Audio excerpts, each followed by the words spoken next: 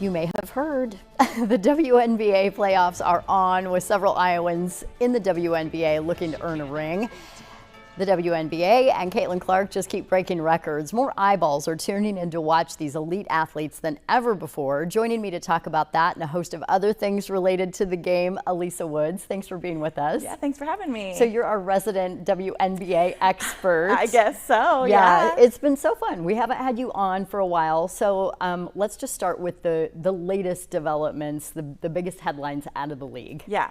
So, I mean, right now we're in the thick of the playoffs. You know, it just started. Unfortunately, Caitlin and the Fever did not win. They kind of got stomped. And she, I would say, didn't play very well, but she also got poked in the eye during the game. And so that was a little tough. I almost want to say, and it's not the norm, she's been playing extremely well, especially since the Olympic break. Yes. Which, if you remember, I said it would benefit her to have a little bit of a break during the Olympics. And she has increased her average by, I think, 6 points. Yep. So she's been playing great. She only played about half the game of their last regular season game, and I almost think she got out of the rhythm a little bit. I would expect her to bounce back and play very well. I don't know if it's going to be enough to beat the Sun, but best of 3, and they're down 1 right now. By 1. Yeah, that play is now infamous of her getting smacked in the face. Although she seemed to take it in stride, as she always does with things like this. Kind of like, oh, whatever, and, you know, freely admitted, yeah, I didn't have a very good game, and, you know, always takes responsibility, which I think is so refreshing. Yeah, definitely. She did win Rookie of the Year. She did, yep. But not MVP. Not MVP, which I think it's makes sense. You know what I mean? Had she had the second half of the season for the entire season, maybe, but we just have to take into account how poorly the Fever started. Yeah, it was rough. And just how mega A'ja Wilson is. I mean, mega, big time, so good, such a good season. Yeah, she's amazing. Certainly deserves MVP. No one is questioning that.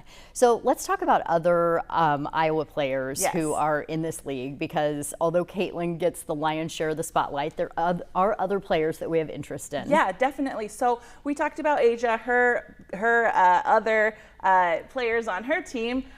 We have Kate Martin, who hasn't been playing a ton recently. That's okay. She had a really fun season, really great season. Megan Gustafson got a couple minutes in their last game.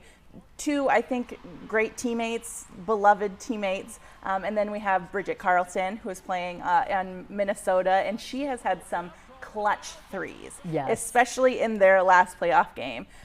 Just playing incredible, playing her best season. And fun to see her have success too, because she's an Iowa Stater, not from Iowa. So we're getting both state universities involved. Yeah. I mean, the state of Iowa has just a wealth of great women's basketball players, and so it's really fun to see them. And it's fun to see Bridget kind of come into her own. She was on a couple teams, played in Canada a little bit, and I think that she's finally sort of finding her stroke with her 3-point right now. Yeah, it's awesome to see. So what are your predictions? Do you have any?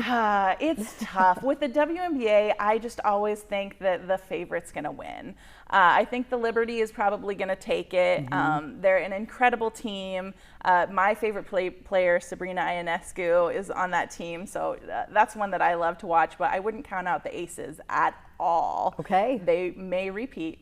Okay, we'll see. Alisa, thanks for being with us. Yeah, thank you.